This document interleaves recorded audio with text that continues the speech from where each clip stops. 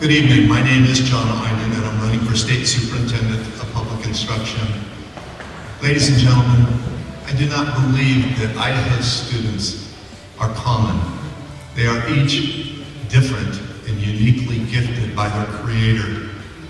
I'm a successful teacher who's been recognized as Teacher of the Year in Idaho County Schools. I have a decade of experience as a senior corporate representative and educational consultant in the publishing and technology industries. I'm also a retired United States Navy commander. And I believe Idaho needs a leader with the tenacity to resist top-down, agenda-driven federal mandates in education. Idaho can rise above being common by addressing 6 common sense issues. Idaho-specific standards and programs. Respecting parental rights and restoring local control of our schools. Student safety, particularly as it pertains to student data privacy. Demonstrating to our teachers that we really do value them as professionals. Withdrawing Idaho from the Smarter Balanced Assessment Consortium and revisiting our own assessment options. And finally, defending school choice. You know, folks, we've had outcome-based education, Goals 2000, No Child Left Behind, and now the experiment called Common Core. And everywhere I go in the state, parents are concerned, and I share their concerns. The high cost of rolling out Common Core and SBAC over the next decade will be staggering. The high-stakes testing is unfair to our children and to our teachers alike, and these tests have not been proven. We are just now piloting them. The preamble of our party platform plainly states, the most effective government is the one closest to the people. And the government governs best that governs least. Well, national standards, national testing, and student tracking systems are just more big government. Please, support me. Common sense, not Common Core. Thank you.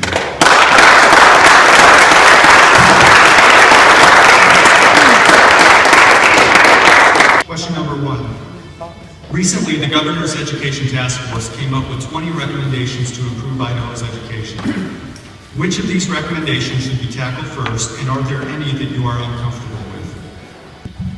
Mr. Eynon. I appreciate a number of elements within the 20 recommendations.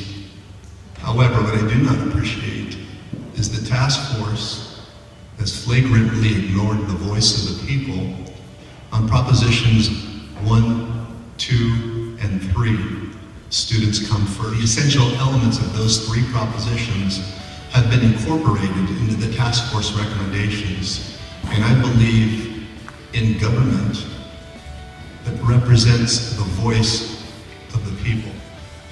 The one issue that I take right up front with the task force recommendation is the move towards mastery learning.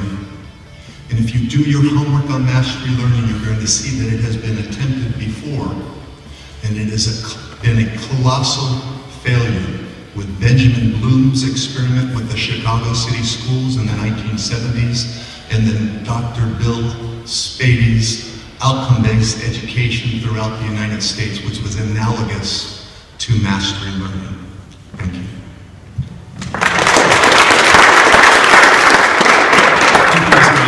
Mr. Eynon, you can start with this question. Testing, while necessary to measure improvement, can also interfere with education. What kind of testing do you feel is important and why? I certainly believe in some of the testing which is recommended as part of the SBAC and Common Core. We need benchmarks to ensure that we are competing nationally and internationally.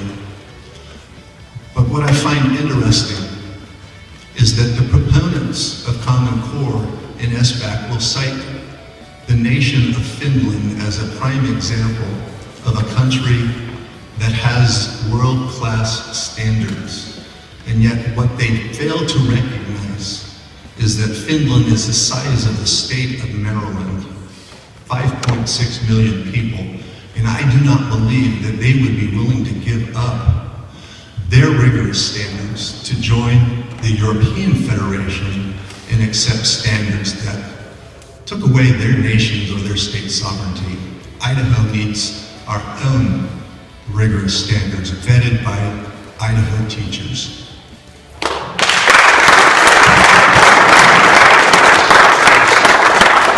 What challenges in education do you see coming in 2015 and how will you address them? Mr. Eynon. Thank you, Randy. That was very well articulated, and I couldn't agree with you more. Teachers are the closest stakeholders to our children, and they have felt targeted and embattled for a long time now through this process. They were entirely left out as an autonomous group in the process of bringing Common Core in SBAC. I would disagree on the SBAC in regards to its appropriateness for our children. Our sixth graders took their math portion on Tuesday of this week, and after an hour of testing, the students had only completed 4 to 6 math problems. The more advanced ones completed 8. At 4:15, there was still a young lady, learning disabled, but she had always completed her test. 4:15, she's still trying because she wanted to finish that test. I don't think that's rigor. I think that is developmentally inappropriate for our children.